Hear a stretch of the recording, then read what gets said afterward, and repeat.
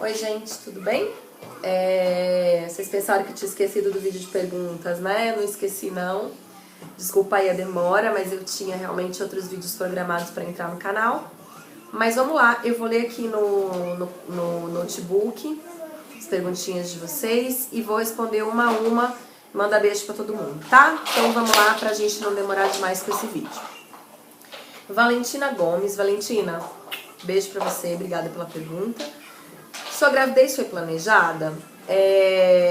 Eu sempre digo que mais ou menos, né? Eu tenho um vídeo aqui no canal falando sobre ela, mas é mais ou menos pelo seguinte, vou resumir rapidinho. Eu e meu marido, a gente tinha planejado que a gente começaria a tentar no começo do ano seguinte, né? Era 2014, né? A gente iria começar a tentar no começo de 2014. Só que no mês de 2013, em julho mais ou menos, eu engravidei e não sabia. Eu só fui descobrir com 4 meses e meio de gravidez. Essa história toda tem aí nos vídeos no canal, tá? Pra quem ainda não viu, dá uma conferida. E aí eu só fui descobrir com 4 meses e meio de gravidez, lá pra outubro, novembro de 2013, que eu fui descobrir que eu tava grávida, tá? Por um problema hormonal que eu tinha, e uma médica que não me atendeu bem, enfim. Eu acabei descobrindo a minha gravidez bem tarde. Então foi planejada mais ou menos, tá? Foi mais ou menos assim a minha gravidez. Miguel Alice, super beijo pra você, ela tá sempre aí no Facebook, comentando, tá sempre presente aí, muito, muito, muito obrigada. Tá dizendo, oi, tudo bem? Uma vez eu vi um tour pela Casa Nova, por que vocês não fez mais vídeos lá? Acho que não ficou bem claro, gente, quando eu fiz esse tour. Essa casa, na verdade, é a casa onde mora a minha mãe, tá? No interior de São Paulo. A Isa tá brincando aqui com o gato e tá tendo um desentendimento com ele. E essa casa, ela fica no interior de São Paulo, tá? Essa casa, eu e meu irmão, a gente ajudou a construir, muito mais o meu irmão do que eu, ele teve uma participação bem maior. Mas... Oi, meu amor! A Isa querendo aparecer no vídeo. Mas essa casa é a casa da minha mãe. Então, assim, eu não moro lá, pelo menos não por enquanto, talvez futuramente, vamos ver. Mas, enfim, eu só vou lá quando eu visito a minha mãe. E então essa não é a minha casa, tá? É a casa da família. A minha casa é a casa da minha mãe, minha e do meu irmão. Mas quem mora lá é minha mãe, tá? Em outra cidade. Sua bebê Isa, ela come bem? Dá trabalho para aceitar alguns alimentos? Nos vídeos que eu assisti, eu vejo ela comendo tão bonitinha na mesa. Gente, a Isa, eu não posso falar que ela me dá trabalho para comer, tá? Como toda criança, tem dia que ela tá mais chata, tem dia que ela não quer comer, tem dia que uma coisa que ela sempre comeu, ela recusa. Eu até comentei recentemente aí com as meninas que ela passou pela fase do ECA, ela olhava pra comida e fazia ECA, coisas que ela gostava muito, sempre comeu. Mas todas essas coisas que eu tô falando foram fases e foram coisas muito pontuais. No dia a dia, a Isabel come muito bem, sempre comeu e ela come de tudo. Isabel come folha, ela come legumes, ela come grãos, ela come frutas. Uma coisa ou outra que ela não gosta, óbvio, né? Cada um, agora que ela tá formando seus gostos pessoais. Mas, no geral, a Isabel come muito bem, graças a Deus e ao trabalho que eu e o pai dela temos com ela, tá? Então, acho que é isso. De novo, super beijo, Miguel. Miguel Alice, deve ser, não sei se é o nome do marido dela ou do filho e da filha, depois pode até me contar aí. Bom, a Raquel Moreira, Raquel, beijo pra você, tá dizendo, a minha pergunta é a seguinte, você se dá bem com a família do seu marido? Até que ponto você deixa seus familiares interferirem na criação e na educação da Isa? Um beijo. Assim, ó, eu acho que talvez você não saiba, mas a família do meu marido, ela não mora no Brasil. Meu marido é estrangeiro e, assim, Metade da família dele mora na Espanha, metade da família dele mora em Cuba. Então eu não tenho convivência com a família do meu marido. Convivência diária, né? Convivência assim, no dia a dia. Me dou super bem com eles, amo muito, a gente morre de saudade, mas eu não tenho esse problema com eles. Até que ponto eu deixo interferir na educação e na criação? Eu não deixo. Eu vou falar daí, no caso, acho que fica mais fácil eu falar, por exemplo, da minha família, da minha mãe, tá? E tal. A minha mãe, embora ela me respeite muito, respeite as minhas decisões e a do meu marido, como toda mãe, ela às vezes tenta interferir, porque eu não fui criada da forma que eu crio a Isa, né? Eu acho que cada um constrói a sua história com seus filhos.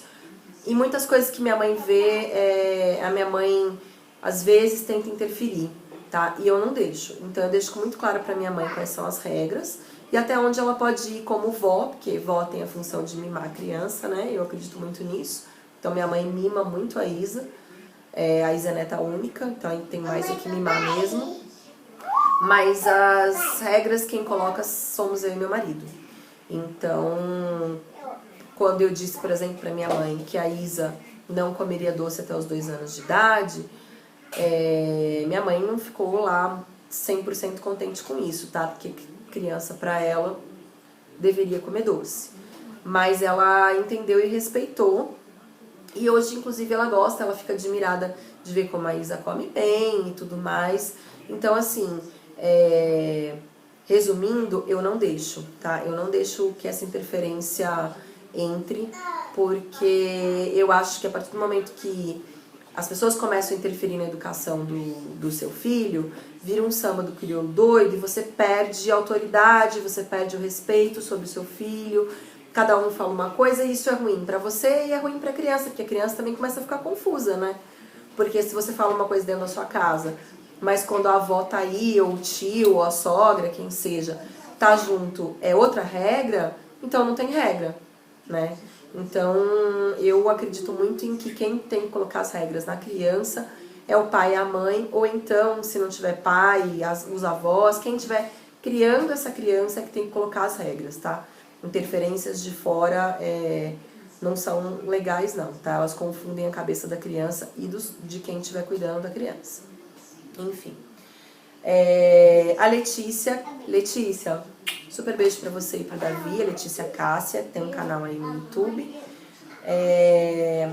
Qual o sonho que você ainda não conseguiu realizar, mas que faz seu coraçãozinho bater mais forte sempre que pensa nele? Eu carrego uns 3 desses na minha bagagem de vida. São todas experiências que quero ter. Eu ia te fazer uma pergunta obscena, mas você não deixa. Olha, pode fazer qualquer dia desses, mas me faz no WhatsApp ou no inbox, tá bom? Aqui no YouTube eu não vou responder. Eu tô brincando, gente. Beijo, Lê. Olha, eu tenho... Todo mundo tem vários sonhos, né? Eu acho que um dos sonhos principais que eu e meu marido a gente tem tido agora é o sonho de uma vida mais tranquila, né? A gente... Não vou falar muito aqui agora, porque eu acredito muito em que a gente tem que primeiro pôr as coisas em prática para depois sair falando, mas a gente gostaria muito de viver uma vida um pouco mais tranquila, menos corrida do que a gente leva aqui em São Paulo, e poder criar minha filha dessa forma, tá? De uma forma mais tranquila. Então, quem sabe aí a gente realiza esse sonho em breve, e vocês vão acompanhar tudo isso. E um outro sonho que eu tenho, que é um sonho idiota, mas é um sonho, acho que todo sonho tem que ser levado em consideração, é o de levar minha filha na Disney. Eu vou explicar o porquê, né? Eu, quando era, assim, jovenzinha, não era adolescente, eu era pré-adolescente, eu devia ter uns 12, 13 anos, 14 no máximo, eu não lembro exatamente, tá, gente? Mas foi prometida pro meu pai não tinha condições, meu pai e minha mãe nunca tiveram condições, eu só viajei pro exterior bem velha, né, bem depois, quando eu tinha dinheiro pra pagar a viagem. Pera só um pouquinho, gente. Voltei, gente, a Isa teve um pequeno acidente na fralda. Enfim, Como eu estava dizendo, o meu pai não tinha condições financeiras de me levar para nenhuma viagem no exterior, né? E quando eu estava nessa idade aí, entre 12 e 14 anos, ele trabalhava num colégio como diretor administrativo, que foi o colégio que eu estudei. E foi prometido para ele pela coordenadora de viagens que foi lá vender uma viagem para a escola, era uma escola particular, né? Então as crianças da escola tinham dinheiro. Foi prometido para ele que se fosse fechada uma quantidade X de viagens, que ele poderia me levar, né? Que a minha sairia de graça para ir para Disney. Só que meu pai era uma pessoa muito empolgada, né? E ele caiu na bobagem de me contar que isso poderia acontecer. E eu fiquei, né, naquela ansiedade, naquela empolgação de criança, né? Porque não deixava de ser criança. E isso não aconteceu. Então isso pra mim foi uma frustração muito grande naquela época e tal. E hoje que eu tenho uma filha, eu fiz essa promessa, não é promessa, gente, mas eu fiz esse propósito de que quando ela tiver idade, agora não, porque ela não vai entender nada, não faz sentido. Então eu quero deixar pra quando ela estiver maior, mas eu vou levar minha filha na Disney, tá, gente? Isso é uma coisa que eu tenho aqui comigo, é um sonho meu, tá? E o terceiro sonho, que é meu e do meu marido, eu adotei. Eu vou falar de 3 sonhos, vai. É uma outra viagem também. Eu já viajei muito o mundo, eu era mochileira, pra quem não sabe, qualquer dia eu conto essa história, agora não vem ao caso, pra não ficar aqui gigante esse vídeo. Mas eu era mochileira, eu já viajei pra vários países do mundo, mas o meu marido, ele gostaria muito de conhecer uma ilha chamada Fiji, lá no Pacífico. E eu adotei esse sonho junto com ele.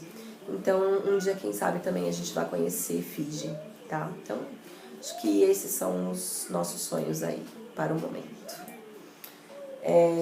A Letícia Correia. Letícia, super beijo pra você, também tá sempre aí comentando. Você ainda dá comida pra Isa no cadeirão?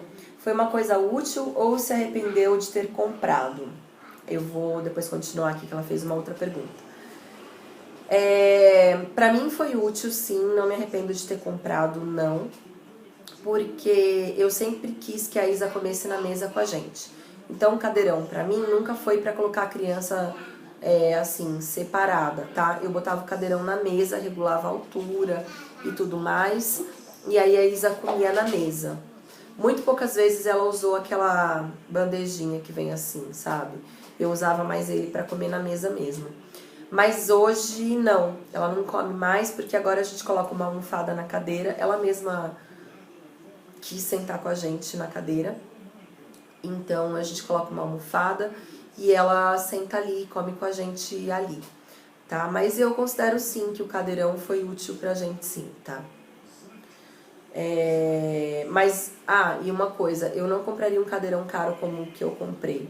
Eu compraria um cadeirão bem mais simples, porque eu não usei ele por tanto tempo assim. Então eu compraria um cadeirão bem mais simples.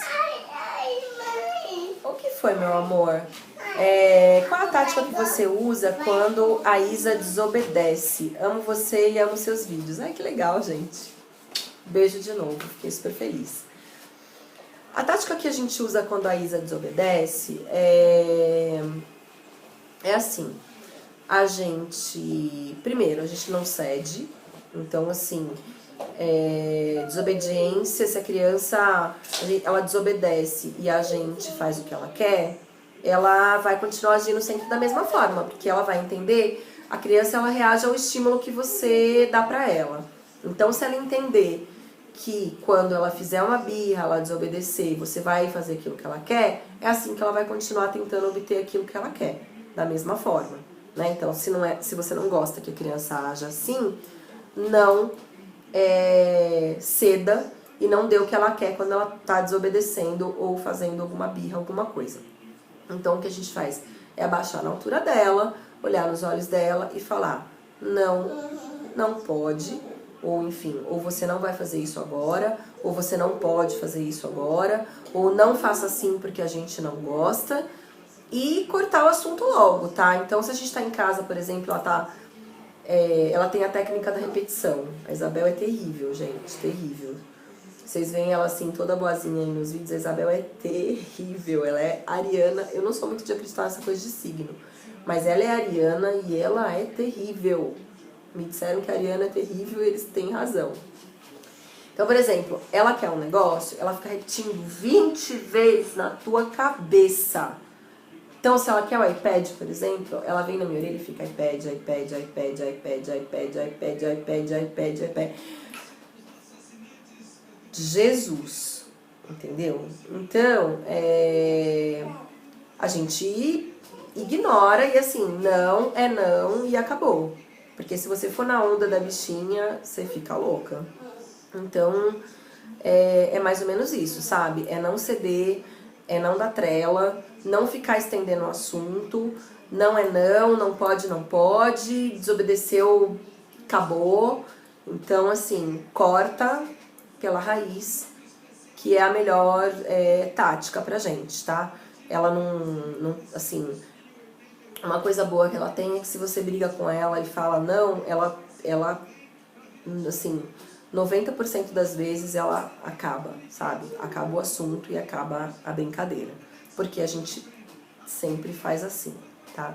Então, acho que é isso, tá? Se vocês tiverem alguma dúvida, alguma coisa, depois vocês deixam aí nos comentários. Andressa Valadão. Andressa, super beijo. Pretende colocar a Isa com quantos anos na escolinha? Eu vou colocar a Isa na escolinha o ano que vem, no começo do ano letivo, né? Então, um pouco antes dela fazer 3 anos. Ela não vai ter feito 3 ainda, ela faz em abril e a escolinha começa em fevereiro. Mas a gente já escolheu escola e tudo mais. A gente só tá esperando realmente pra colocar ela no ano que vem, tá? Então, beijo de novo. Vamos lá. A Eli Kelvia Mello tem uma filhinha linda e também tem canal no YouTube, gente. Ela deixou uma perguntinha aqui também. Qual a sua profissão? Eu já comentei isso também pra vocês, acho que um outro vídeo faz bastante tempo.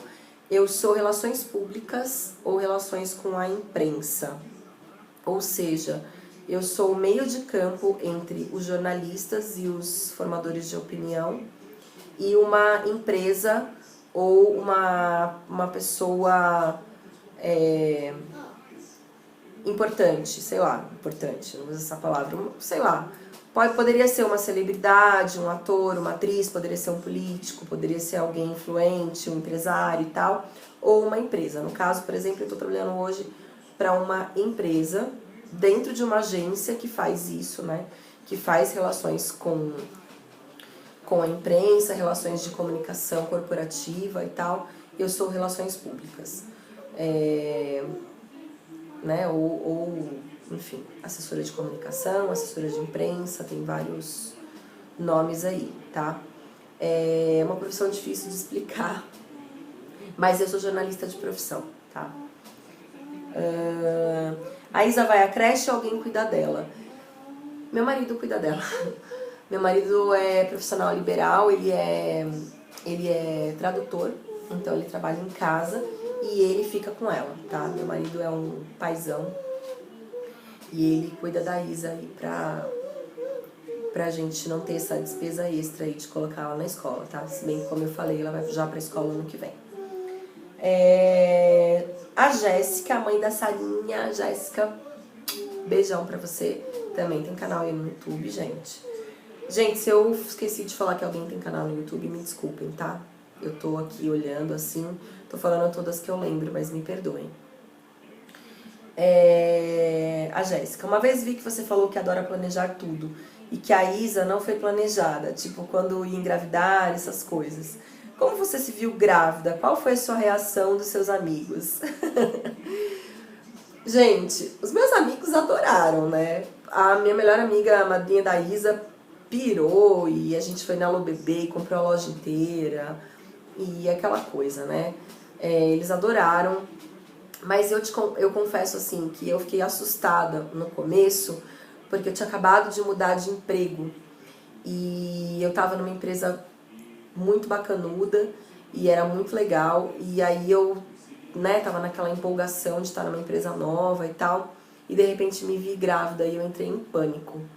Então minha primeira reação de verdade foi de pânico. Tanto que no primeiro ultrassom, assim, acho que o médico que fez o ultrassom tava olhando, tava falando, meu Deus, essa mulher tá apavorada. Mas eu tava mesmo, gente, eu saí chorando do primeiro ultrassom. E aí aos poucos a ficha foi caindo e, né, e sentimentos foram mudando e tal. Mas eu fiquei bem apavorada. É isso. Jéssica, um super beijo. Adriana Soares. Pra você, qual a maior dificuldade em ser mãe? Adriana, beijão pra você. Pra mim, a maior dificuldade em ser mãe, assim, gente, são tantas, né? Mas assim, eu acho que a maior dificuldade que eu diria assim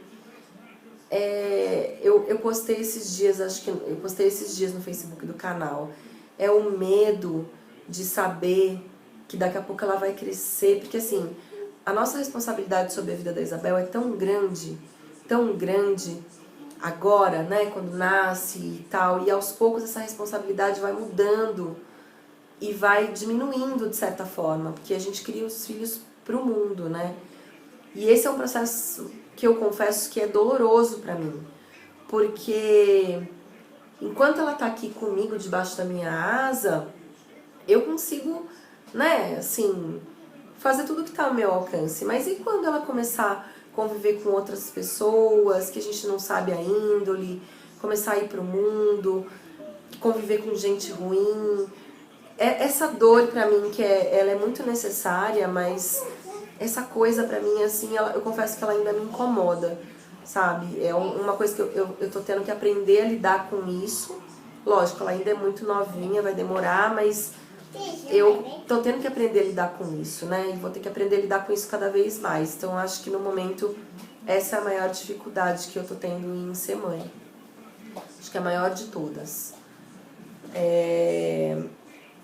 Angélica Amaral. Como você lida com os comentários negativos do YouTube? Sempre quis criar um canal, mas é o que eu mais penso. Beijo, adoro vocês. Angélica, super beijo pra você. Olha, eu sou tranquila, assim, até que em relação a isso, tá? Como eu também... Que foi? Pede pro papai, fala com o papai lá. Fala com o papai. Como eu trabalho com isso de uma certa forma, porque eu também trabalho, enfim, selecionando influenciadores, youtubers e vendo métricas, visualizações, eu contrato youtubers às vezes para clientes meus, eu avalio youtubers e vejo qual tem melhor perfil para mim, para determinada empresa e tal, embora eu não aplique isso no meu canal, até porque eu não posso. Né, por questões da profissão mesmo, mas até por isso eu sou muito tranquila em relação a comentários, porque comentário no YouTube, gente, é igual no Facebook, na vida real, as pessoas falam o que elas querem falar, desculpa, mas as pessoas falam as merda que elas querem falar, quando elas querem falar, do jeito que elas querem falar, as pessoas não pensam nas outras, elas não avaliam o contexto, elas estão lá pra, pipoca, né, e plateia. Então tem de tudo no YouTube, não dá pra gente levar a sério. Quando o comentário, assim, quando a pessoa me faz uma crítica, se é aquela crítica que é só pra te encher os pacovar, eu deleto e acabou, sabe? Já cheguei a bloquear uma pessoa porque ela não parava de me atormentar, e essas pessoas nunca mostram a cara, é sempre um perfil falso, né, pra variar. Ninguém tem coragem de dar a cara pra bater. Então, quando é assim, eu deleto ou eu bloqueio a pessoa. Agora, se é uma crítica que a pessoa não concordou com alguma coisa que eu fiz e tal, eu respondo. Ó, eu acho que você tem razão. Ou não, eu acho que você não tem razão. Por isso, por isso, por isso. Eu costumo responder, gente. Se é uma crítica que faz sentido ou que eu vejo que a pessoa achou que fazia sentido pra ela. Então, se é uma pessoa de verdade que me pergunta alguma coisa, eu respondo. Agora, se é aquelas pessoas que ficam lá postando um monte de abobrinha e fazendo perfil falso pra encher as paciências dos outros, eu deleto ou bloqueio, tá? Acho que isso não devia te impedir de fazer um canal, tá? De verdade. Porque, inclusive, quanto mais você crescer no YouTube, nas redes sociais, onde quer que seja, mais críticas você vai receber, tá? Então, as críticas não deveriam ser impedimento pra gente deixar de fazer nada nessa vida, tá? Só um conselho pra vocês.